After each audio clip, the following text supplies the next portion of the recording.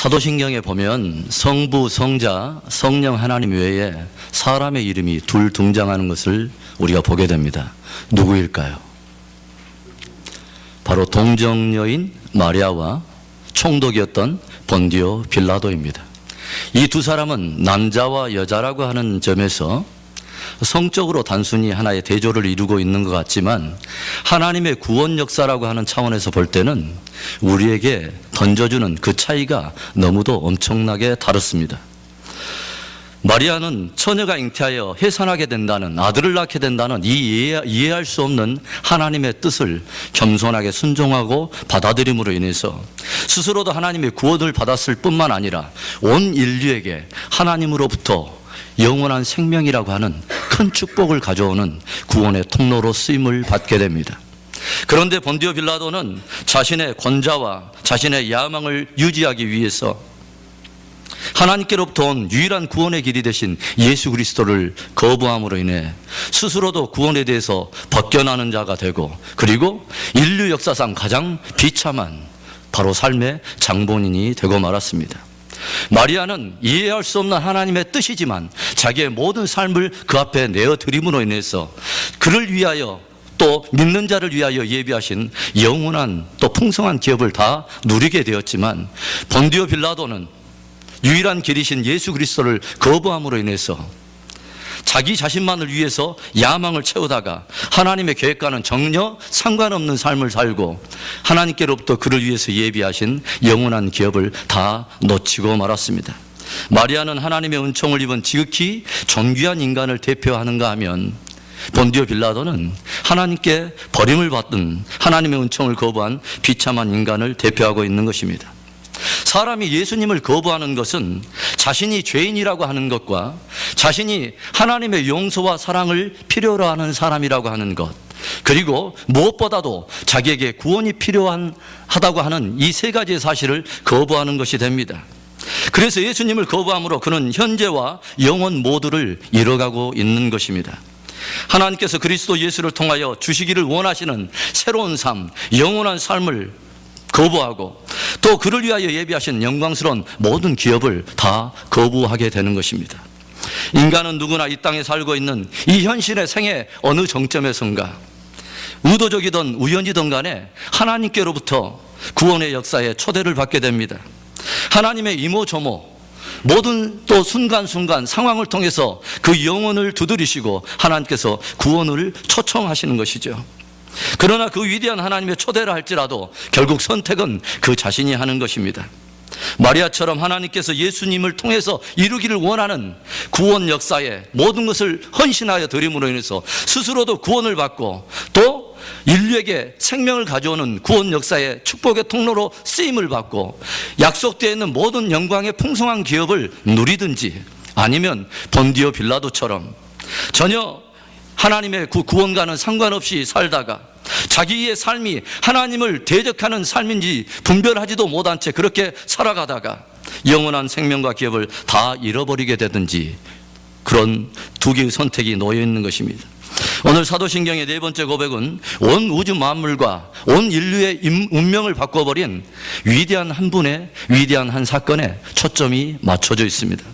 본디오 빌라도에게 고난을 받으사 십자가에 못 박혀 죽으시고 장사된 바로 예수님의 고난과 십자가의 사건입니다. 사순절 19일째를 맞이하는 바로 이 아침에 우리의 영혼을 두드리시며 다시 그분의 풍성한 구원에 초대하시는 이 하나님의 말씀을 듣고 예수님의 십자가 희생과 그 의미를 깊이 새기고 그것 때문에 누리게 되는 또 풍성한 기업을 우리가 깊이 새기면서 승리하는 이 아침이 될 수 있기를 주님의 이름으로 축원합니다. 사도신경의 네 번째 고백은 예수님의 고난, 그리고 십자가, 그리고 죽음에 관한 내용을 그 안에 담고 있습니다. 그렇다면 이 사도신경의 이 고백 안에 예수님의 모습은 어떠한 모습일까요? 이 고백에 담겨있는 예수님은 어떠한 분입니까? 첫째로 사도신경의 네 번째 고백을 통해서 우리가 보게 되는 예수님의 모습은 바로 우리의 고통을 채울하신 분입니다. 우리 한번 따라서 해보겠습니다. 예수님은 우리의 고통을 채울하신 분입니다. 많은 사람들은 어떤 사람이 고난을 당할 때에 그 고난에 대해서 해석할 때 그 사람이 고난을 당하는 이유는 그 사람이 무엇인가 하나님 앞에 죄를 지었기 때문에 그 죄에 대한 죄값으로 고난을 당한다고 그렇게 해석하기 쉽습니다. 질병에 걸리고 사업이 부도가 나고 자녀가 탈선하고 부지 중에 사고를 당할 때 대부분의 많은 사람들, 우리에게 익숙해 있는 해석은 그 사람이 무엇인가 잘못을 했을 것이라는 것이죠. 그래서 그 잘못에 대한 그 싹스로 죄값으로 형벌을 당할 것이라고 우리는 쉽게 판단하는 것입니다. 그러나 우리는 구약 성경을 읽으면서 의로운 사람도 고난을 당할 수 있다고 하는 인생의 딜레마에 우리는 직면하게 됩니다. 동방의 가장 의로운 사람 욥이라고 하는 사람이 하나님 앞에 허락되어서 징벌을 받게 되고 고난 속에 들어가는 것을 우리가 보게 됩니다. 동방에서 최고의 갑부였던 욥이 하루아침에 자기의 가진 모든 전 재산을 잃게 됩니다. 적절하게 재산을 가지고 있던 사람이 그것을 잃게 되면은 훌훌 털어버리고 쉽게 일어날 수 있을 텐데, 동방의 거부였던 그 욥이 모든 가진 재산을 하루아침에 잃어버리게 된 그 욥의 마음에 그의 고통과 그 상실감의 충격은 이루 헤아릴 수 없었을 것입니다. 뿐만 아니라 욥에게는 사랑스러운 10 자녀들이 있었습니다. 자녀가 태어나서 부모보다 먼저 죽게 되면 부모는 그 자녀를 어디에다 묻는다고 그러죠? 가슴에 묻는다고 그럽니다. 그런데 한 자녀뿐만이 아니라 욥은 무려 10 자녀를 하루아침에 잃어버리는 이 상실감의 고통 속에 들어가게 됩니다. 10 자녀를 하루아침에 잃어버린 욥의 고통은 아마 하늘이 무너지고 가슴이 찢어지는 그러한 고통이며 슬픔이었을 것입니다. 그런데 욥의 고통은 여기에서 그치지를 않습니다. 욥의 몸에 병이 찾아옵니다.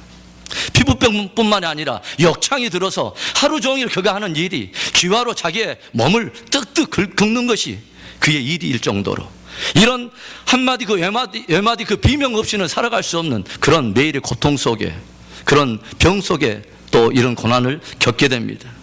그런데 그러한 고통을 당하고 있을 때에 검은 머리가 팥불이 되도록 함께 살자고 그렇게 언약을 했던 아내가 욥에게 저주하기 시작합니다.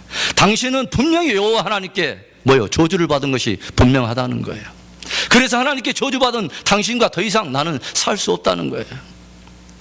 사랑하는 자녀들을 잃은 아픔도 극복하기 쉽지 않은 그런 아픔이었지만, 그동안 함께 살아온 아내로부터 저주를 받고 등을 지고 떠나가는 아내의 뒷모습을 바라보는 그 욥의 마음 안에 큰 상심의 고통이 더해졌습니다. 그런데 이것으로 끝난 것이 아니라 그동안 자기와 함께 마음을 나누면서 가장 절친했던 친구들이 찾아왔습니다. 그리고 욥아, 이 큰 고통으로 얼마나 상심이 되니 하고 위로의 말이 아니라, 너 분명히 이렇게 된 데에는 분명히 너는 죄값을 받는 거야. 너는 하나님 앞에 사람들에게 밝히지 않은 너는 은밀한 죄가 있는 것이 분명해. 비난하고 정죄함으로 인해서 욥의 어두운 마음속에 큰 고통의 무게를 더 얹어주고 갑니다. 이 고난이 그에게 찾아오기 전에 욥이 얼마나 경건한 삶을 살았는가 성경은 우리에게 증언해 주고 있어요. 하나님 앞에 매일처럼 희생제사를 드립니다. 그리고 혹이라도 자녀들이 탈선하여서 그 부모가 보지 않는 그러한 현장에서 하나님 앞에 범죄했을까 해서 희생제사를 드렸던 바로 욥입니다. 하나님께서 사단 앞에서도 그의 의로움을 증거할 수 있을 만한 동방의 참으로 의인이었던 성결한 사람이요 하나님의 사람이었던 욥이었던 것을 성경은 우리에게 보여주고 있습니다.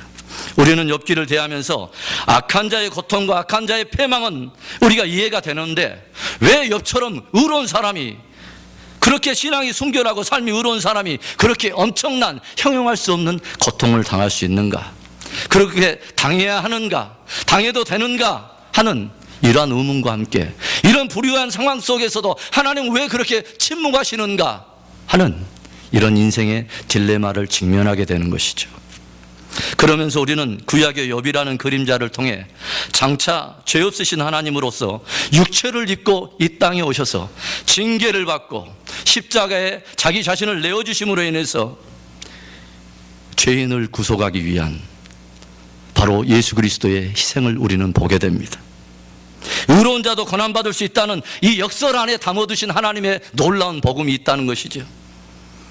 의로운 아들을 고난 가운데 내어주심으로 죄인을 구원하시는 하나님의 구원의 복음을 우리는 듣게 되는 것입니다. 구약 성경에 나타난 모든 고통의 대명사를 할 수 있는 이 욥의 고통이라 할지라도 예수님이 당하신 고통에 비하면 이것은 그림자에 불과합니다.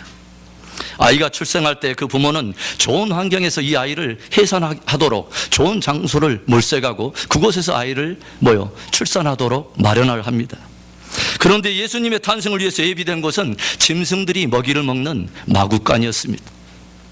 바로 베들레헴 그 마구간에서 태어나신 예수님의 그 탄생은 예수님의 그 남은 삶이 어떠한 생애가 될 것인가 하는 고난의 생애에 대한, 이 탄생의 연장선상에서 어떠한 고난을 당할 것인가에 대한 하나의 암시이기도 했습니다. 어려서부터 아버지로부터 목수의 일을 배우신 그 예수님은 매일 이마에 땀이 맺혀야 생존할 수 있는 가난을 경험하시기도 했습니다. 주님께서는 그 누구보다도 사람이 이마에 땀을 흘려야 살게 되는 그 노동의 고통과 또 이마에 땀의 수고의 의미를 깊이 헤아리시는 분이십니다. 예수님의 공생애가 시작되면서 주님은 집을 떠나 계시면서 여우도 굴이 있고 공중의 새도 보금자리가 있지만 인자는 머리 둘 곳이 없다고 하신 말씀처럼 이 집 저 집을 또 이 마을 저 마을을 복음을 전하고 병자를 치료하시면서 귀신을 내어 쫓으시면서 그 공생의 사역을 사셨습니다. 그리고 그의 공생의 사역 내내 예수님께서는 거의 쉼이 없었음을 성경이 우리에게 보여주고 있습니다. 한 번은 제자들과 함께 배를 타고 가시면서 갈릴리 바다에 큰 풍랑이 일었을 때에 예수님께서는 놀라도 바로 배 고물에서 주무시고 계시는 것을 성경이 우리에게 가르쳐 줍니다. 우리는 그 사건 속에 적어도 두 가지를 우리는 생각해 볼 수가 있을 것입니다. 하나는 예수님께서 그 풍랑 속에서도 전적으로 하나님을 신뢰함으로 인해서 하나님의 절대적인 평안을 가지고 쉼을 누릴 수 있었다고 하는 것이죠. 그런데 또 다른 하나의 해석은 바로 예수님의 공생의 사역이 이처럼 얼마나 하루하루가 고되었는가 하는 것을 가늠해 보는 것입니다. 매일처럼 헤아릴 수 없는 헤아릴 수 없이 밀려드는 그 인파를, 그들의 모든 병들에 대해서 반응하고 그들의 당한 모든 문제에 대해서 반응하고 그들을 케어해주고 섬겨주면서 예수님께서는 단 한순간의 쉼도 제대로 쉼을 가질 수가 없었던 그분의 고단한 공생의 사역의 한 단면을 우리에게 보여준다고 하는 것이죠. 주님이 인류를 구원하러 이 땅에 구원자로 오셨지만 주님은 단 한순간도 그 누구에게 제대로 하나님으로서 이해를 받아본 적이 없습니다. 심지어는 자기의 가족들조차도 예수님을 오해하고 예수님이 누구신지를 알지를 못했습니다.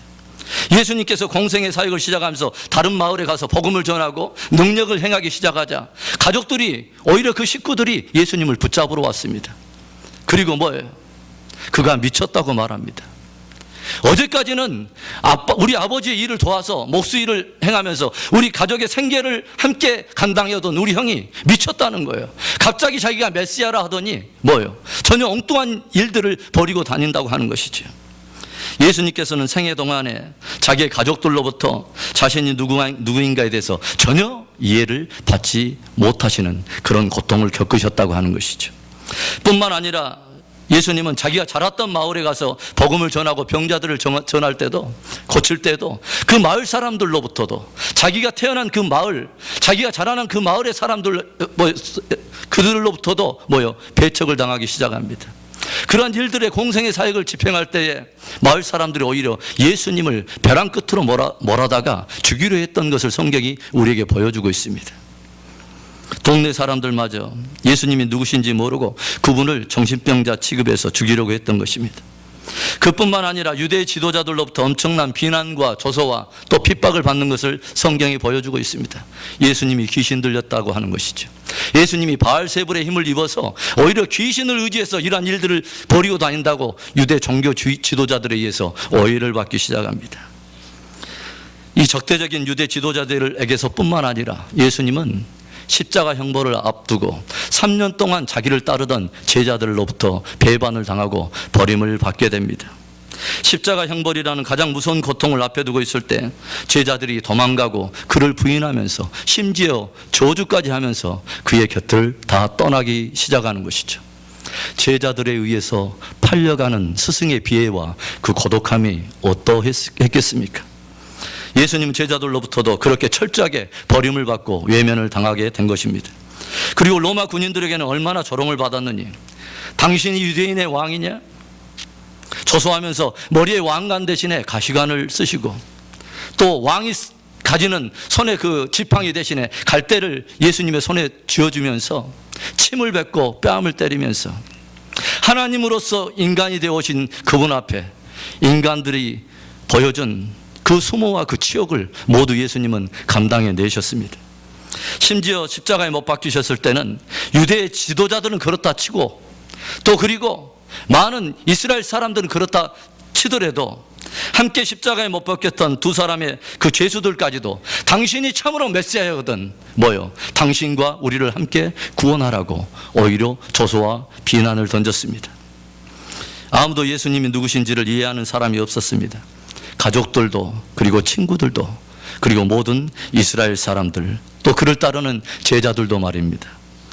그리고 모든 이스라엘 사람들이 그렇게 한결같이 예수님에 대해서 이렇게 던지는 조롱과 핍박과 그리고 채찍질을 당하시면서 결국 주님은 십자가에 못 박히는 고통을 당하시면서 죽으셨습니다.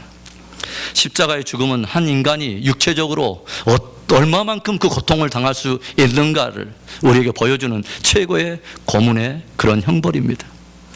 여러분은 아마 패션 오브 크라이스트라고 하는 그 영화를 한 번쯤은 보셨을 것입니다. 그것을 바라보는 십자가의 형벌을 바라보는 사람만으로도, 바라보는 것만으로도 얼마나 충격적인 고통을 받게 되는가 하는 것을 단적으로 보여주는 그러한 영화이지요.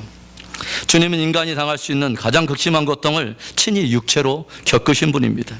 그리고 주님은 최후에 하나님께로부터 저주를 받아 버림받는 고통을 당하시며 마침내 죽으셨습니다. 주님은 인간이 살아가면서 겪는 이러한 생로병사의 모든 고통을 다 지시고, 또 고통과 고독과 상실의 아픔과 죽음을 그 누구보다도 진하게 경험하셨습니다. 우리는 이 모든 예수님의 고난의 생애를 바라보면서 인간의 역사와 이 삶에 들어와서, 그 삶에 찾아와서 우리가 당하는 고난을 친히 체휼하신 주님의 모습을 봅니다. 우리 인간의 모든 삶을 출생에서 죽음까지, 그리고 삶에서 겪어야 할 가장 큰 고통과 고난을 겪으신 우리는 주님을 보게 됩니다. 그리고 성경에 우리는 어느 한 자락에서 그 모든 것을 겪으신 주님, 그 모든 고통을 체휼하신 주님, 바로 그 주님은 우리를 아시고, 우리의 성정을 아시고, 우리의 눈물을 아시고, 우리의 수고와 땀을 아시고, 바로 그 주님은 우리를 도우실 수 있는 분이라는 아름다운 복음을 우리는 듣게 됩니다. 이 땅에서 당하신 그분의 고난의 생애를 통해서 고난의 삶에 우리를 홀로 버려두지 아니하시고, 오늘 또 우리의 고난의 삶에 찾아오셔서 우리를 위로하시고 우리를 도우시는 분, 바로 그분이 예수님이라는 것이죠. 본디오 빌라도에게 고난을 받으사 십자가에 못 박혀 죽으시고 장사된 예수님은 바로 육체를 입고 우리와 같이 되셔서 우리의 모든 고통과 모든 아픔을 친히 체휼하사 그 고난 가운데 있는 우리들을 도우실 수 있는 바로 우리의 주 예수 그리스도인 것을 우리는 이 사도신경 안에 내용으로 담아서 우리는 고백하고 있는 것입니다. 사도신경의 네 번째 고백을 통해서 우리가 또 알게 되는 예수님의 모습은 두 번째로 우리의 죄를 담당하신 분입니다. 우리 함께 따라서 합니다. 주님은 우리의 죄를 담당하신 분입니다. 예수님께서 십자가에 돌아가시기 전날 밤에 겟세마네 동산에서 기도하실 때에 예수님께서는 전에 없을 정도로 땀방울이 핏방울이 되기까지 혼신의 힘을 기울여서 기도를 합니다. 엄청난 폭풍우 속에서도, 그리고 사람이 돌로 치려 하는 그 위기 속에서도 전혀 흔들림 없이 절대적인 평안을 가지고 계셨던 예수님께서 왜 이 십자가의 죽음 앞에서만큼은 그렇게 두려움을 그렇게 표현하시고 울부짖으며 하나님 앞에 기도하셨을까요? 예수님께 십자가의 고통이란 단순히 로마 군인들이 그의 육체에 가하는 그 정도의 고통이 아니었습니다. 무엇보다도 예수님의 십자가의 의미의 그 고통은 하나님께로부터 버림받고 저주받고 진노를 받는 일이었기 때문에 예수님의 마음은 극도의 아픔과 또 슬픔과 또 두려움이 앞서서 그에게 땀방울이 핏방울이 되기까지 기도하게 했던 것입니다. 엘리 엘리 라마 사박다니, 엘리 엘리 라마 사박다니, 하나님이여 하나님이여 나의 하나님 어찌하여 나를 버리셨나이까. 하나님으로부터 철저하게 버림받은 이 경험, 이 처절한 외침은 하나님 없이 사는 사람들이 하나님 없이 살기로 결정한 것에 대해 하나님 없이 사는 영원한 지옥의 고통의 형벌을 한 외마디 외침으로 바로 압축해 놓은 것이 바로 예수님의 이 고통입니다. 나의 하나님, 나의 하나님, 어찌하여 나를 버리셨나이까? 주님이 십자가 위에 달리셨을 때 12시로부터 6시로부터 온 땅에 흑암이 가득 덮었다고 성경이 말합니다. 온 세상에 가장 빛 대신 하나님께로부터 단절된 그 흑암을 경험해야 된 바로 그 아들의 아픔. 나의 하나님, 나의 하나님, 어찌하여 나를 버리셨나이까? 그 울부짖음은 하나님 앞에서 영원히 우리가 치러야 할 죄값을 대신 지시고 하나님께로부터 철저하게 외면을 당하고 버림을 받은 예수님의 바로 고통이었던 것입니다.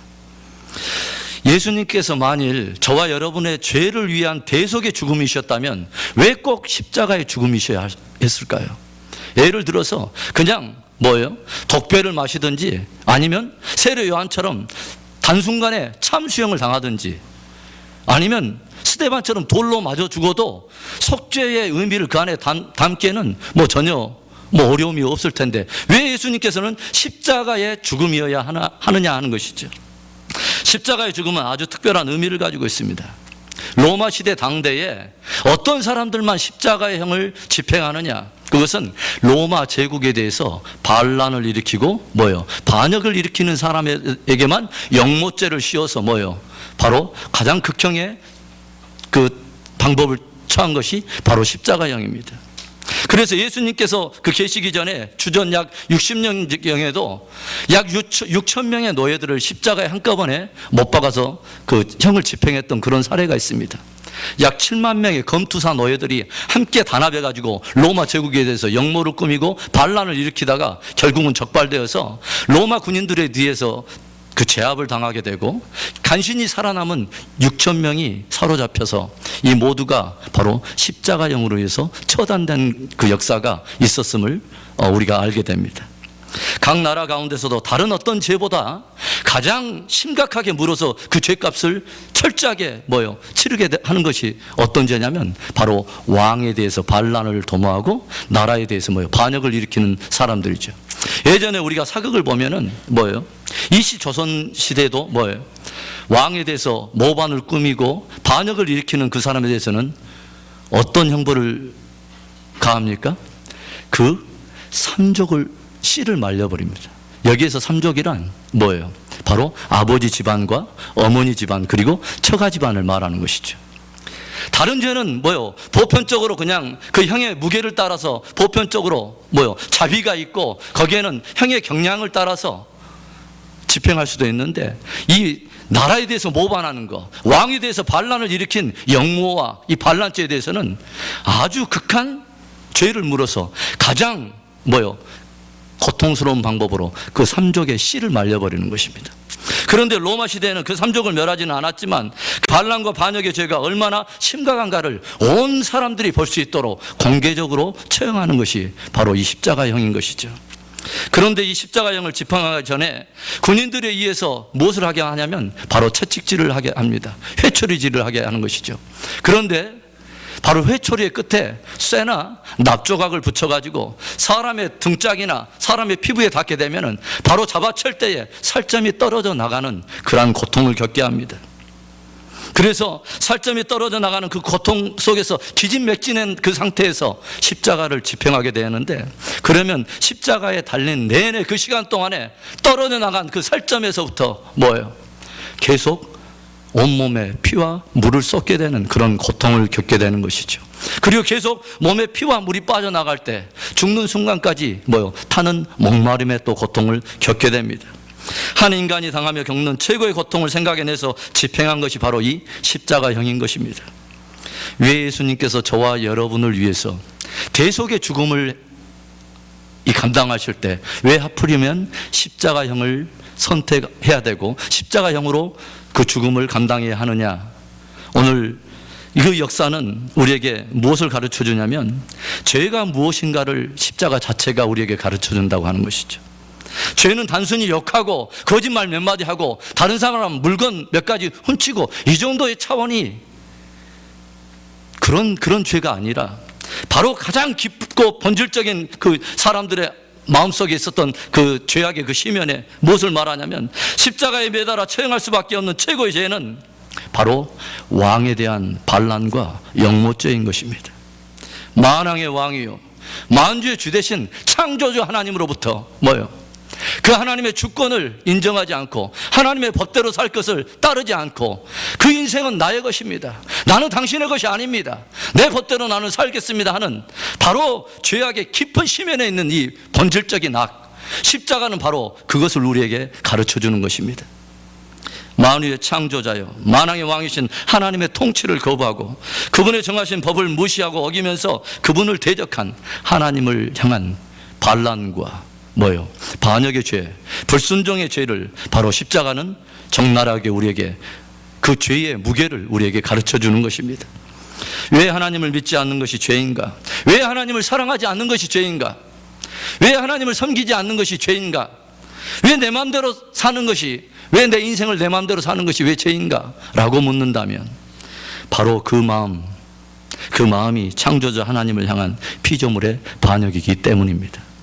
하나님을 왕으로 인정하지 않고 하나님을 창조주요 만유의 주되심을 인정하지 않고 나는 당신 것이 아닙니다, 내 인생은 나의 것이기 때문에 나는 나의 법대로 내가 왕위를 차지해서 내 인생을 나는 결정할 것이고 그렇게 살아갈 것입니다. 바로 이것이 다른 모든 죄악의 뿌리가 되는 것이요, 모든 죄악의 심연에 있는 가장 본질적인 죄라고 하는 것입니다. 하나님께서 십자가 위에서 그 옛날 아담과 하와가 그 하나님 앞에 범했던 그 죄의 본질로부터 시작해서 오늘날도 하나님 없이 살아가는 많은 사람들 앞에 유유하게 흐르고 있는 이 하나님의 왕권에 대한, 창조주 하나님을 향한 그 주권을 멸시하고 내 멋대로 살기를 결정한 바로 그 인생의 그 깊은 심연의 죄악을 바로 예수님께서 다 감당하신 것을 말해주고 있는 것입니다. 십자가의 죽음은 바로 그 죄의 본질을 의미하는 것이, 나의 하나님 나의 하나님 어찌하여 나를 버리셨나이까. 그 처절한 십자가 위에서 주님의 부르짖음은 바로 만왕의 왕 되신 하나님을 거역하고 그분께 반역하고 불순종한 우리의 죄값을 감당하신 주님의 고통이었던 것입니다. 우리 갈라디아서 3장 13절의 말씀 우리 한번 읽어봅니다. 갈라디아서 3장 13절, 그리스도께서 우리를 위하여 저주를 받은 바 되사 율법의 저주에서 우리를 속량하셨으니 기록된 바 나무에 달린 자마다 저주 아래에 있는 자라 하였느니라. 구약 성경에 보면 나무에 달려서 죽은 자들은 다 하나님께 저주를 받아 죽은 자라는 거예요. 신명기의 말씀을 통해서 인용해서 오늘 그 사도 바울이 갈라디아에서 기록한 이 말씀, 그 말은 예수님께서 하나님의 저주를 받아서 돌아가셨다고 하는 것이죠. 예수님께서 죄가 없으신 분으로 하나님께로부터 저주를 받게 된 것은 우리가 하나님을 버리고 하나님을 배반함으로 당해야 할 그 죄값의 저주를 친히 감당하신 것입니다. 그가 찔림은 우리의 죄악을 인하며 그가 상함은 우리의 허물을 인함이라. 기독교에서 말하는 복음의 핵심이란 바로 이것입니다. 하나님을 배반해서 그 불순종으로 반역한 바로 우리 모든 인류의 죄악을 하나님의 아들이신 예수님께서 이 땅에 오셔서 하나님께로부터 저주를 받기까지 자기의 몸을 내어주사 영원토록 받게 될 그 죄악의 형벌들을 모두 다 감당하신 것입니다. 이것을 통해서 예수님께서 저와 여러분을 구원하신 것을 사도신경은 그 내용에 담아서 본디오 빌라도에게 고난을 받으사 십자가에 못 박혀 죽으시고 장사 되신 예수 그리스도의 희생을 우리로 하여금 믿음으로 고백하게 하는 것입니다. 예수님은 저와 여러분의 구원의 하나님이십니다. 사도신경의 네 번째 고백을 통해서 우리가 알게 되는 예수님은 우리에게 승리를 주시는 분이십니다. 다시 한번 따라서 합니다. 예수님은 우리에게 승리를 주시는 분입니다. 주님의 고난과 십자가의 그 죽으심이 저와 여러분들의 위한 그 속죄의 죽음이었다면 그 죽으심의 결과는 우리에게 무엇을 가져다 줍니까? 율법의 저주에서 우리를 속량하셨으니 하고 갈라디아서 3장 13절에서 우리가 읽었는데, 이 속량이라고 하는 단어는 어떤 단어냐면은 바로 치러야 될 모든 죄값을 다 치러내고 그를 건져냈다고 하는 것입니다. 죄값을 다 지불하고 그를 건져냈다는 것입니다. 그래서 예수님께서는 우리가 당해야 할 율법이 정하는 그 모든 싹을, 죄의 값을 다 감당하심으로 영원한 저주와 지옥의 형벌에서 우리에게 뭐예요? 자유를 주시고 우리로 하여금 벗어나게 하셨다는 것입니다.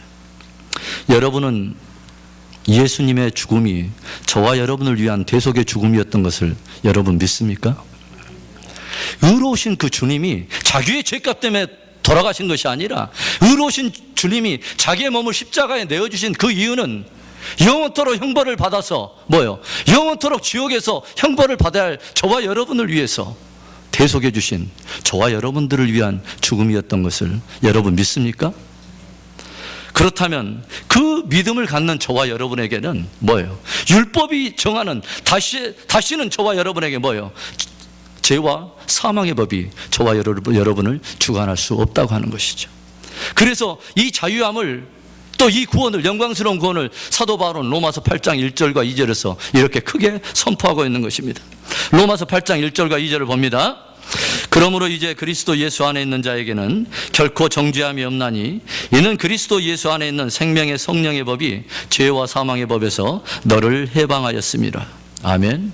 하나님께서 예수 그리스도 안에서 이루기를 원하셨던 바로 그 구원의 섭리와 하나님 아버지의 뜻을 따라 이 땅에 오셔서 모든 고난의 삶을 지시고 십자가에 모든 것을 내어주심으로 인해서 바로 우리를 구속하신 그 은혜로 말미암아 저와 여러분에게는 더 이상 죄와 사망의 법이 주관하지 못하고 이제는 생명의 성령의 법이 저와 여러분을 해방하였다고 사도 바울은 감격스럽게 선포하고 있는 것입니다. 사도 바울은 벅찬 감격으로 그 구원의 확실한 보장에 대해서 계속 크게 선포하고 있습니다. 만일 하나님이 우리를 위하신다면, 만일 그 아들을 주신 그 하나님이 우리를 위하신다면 누가 우리를 대적하리요? 아들을 내어주신 그 하나님이 우리를 의롭다고 한다면 누가 우리를 감히 송사하리요? 대적하거나 송사할 자가 없다고 말을 합니다. 그리고 더더욱 자기의 몸을 내어주시고 우리를 속량하신 예수님은 사망 가운데서 부활하셔서 보좌의 우편에 서서 오늘도 우리를 위해서 중보하고 계시는데 그 예수님 앞에서 누가 감히 우리를 비난하고 정죄하리요? 우리 안에서 친히 우리의 영과 더불어 하나님 아버지 앞에 우리가 하나님의 자녀인 것을 증거하시는 이가 성령 하나님이신데 감히 누가 우리를 비난하리요? 사도 바울은 우리에게 확신 있게 이 구원의 능력을 붙들 것을 우리에게 성부, 성자, 성령 하나님의 그 능력을 의지해서 우리가 견고하여 흔들리지 말 것을 우리에게 힘을 실어서 선포해 주고 있는 것입니다. 이것이 바로 주님께서 이 땅에 오셔서 고난을 당하시고 십자가에서 자기 몸을 내어주심으로 그 이루어진 구원의 사건이며 저와 여러분의 모든 승리의 이유가 되는 것입니다. 그래서 우리 모두에게는, 우리 그리스도인들에게는 이제 오직 자랑할 것은 예수 그리스도의 십자가와 그분의 보혈의 능력밖에 없음을 믿습니다. 저와 여러분이 하나님 앞에 설 때마다 우리가 의지해서 그분 앞에 나아갈 수 있는 바로 그 힘, 그것은 오직 예수님의 십자가의 피와 그의 십자가의 은혜, 그리고 그 죽음과 그의 고난을 우리의 능력 삼아서 우리는 설 수 있게 된다고 하는 것입니다. 요한계시록 7장에 보면 인류의 모든 역사가 끝나고 대분리가 일어날 때에 각 나라와 족속과 백성과 그 방언 가운데 헤아릴 수 없는 수많은 무리들이 세마포옷을 입고 보좌 앞에 서서 하나님을 경배하는 모습이 기록되어 있습니다. 구원하심이 보좌에 앉으신 우리 하나님과 어린 양에게 있도다. 구원하심이 보좌에 계신 하나님과 어린 양에게 있도다. 그런데 이 모든 환난을 이기고 마지막 주님의 보좌에 이끌림을 받은 이 승리한 무리들이 누구입니까? 계시록 7장 13절과 14절입니다. 함께 읽습니다. 장로 중에 하나가 응답하여 내게 이르되 이 흰옷 입은 자들이 누구며 또 어디서 왔느냐? 내가 가로되 내 주여 당신이 알리이다 하니 그가 나더러 이르되 이는 큰 환난에서 나오는 자들인데 어린 양의 피에 그 옷을 씻어 희게 하였느니라. 아멘. 믿는 자들의 마지막까지 붙들어야 될 그 능력, 주님 앞에 그 서는 날까지 우리가 흔들리지 말고 그것을 굳게 붙들어야 될 유일한 우리 구원의 또 승리의 능력은 예수 그리스도의 십자가, 그 십자가의 보혈의 능력밖에 없는 것입니다. 우리가 이 승리의 이유를 그 안에 담아서 고백하는 것이 바로 오늘 사도신경의 네 번째 고백인 본디오 빌라도에게 고난을 받으사 십자가에 못 박혀 죽으시고 장사된 바로 예수님에 대한 신앙의 고백인 것입니다. 사랑하는 성도 여러분, 예수님은 인간의 고통의 역사 속에 찾아오셔서 모든 고통을 채울하신 분으로서 오늘도 고난 가운데 있는 저와 여러분을 도우시는 분이십니다. 2000년 전 이 땅에 오셔서 모든 인류가 하나님께 범죄한 그 엄청난 그 죄값을 대속하시려고 고난의 생애를 사시고 십자가에 자기의 몸을 내어주신 그 예수 그리스도의 은혜로 말미암아 저와 여러분은 측량할 수 없는 구원을 얻었습니다. 그리고 그분께서 감당하신 그 십자가의 그 보배로운 은혜는 저와 여러분이 주님 앞에 서는 날까지 바로 승리의 힘이 되고 승리의 이유가 되는 것입니다. 저와 여러분이 끝까지 십자가의 증인으로서 승리할 수 있기를 주님의 이름으로 축원합니다. 기도합니다.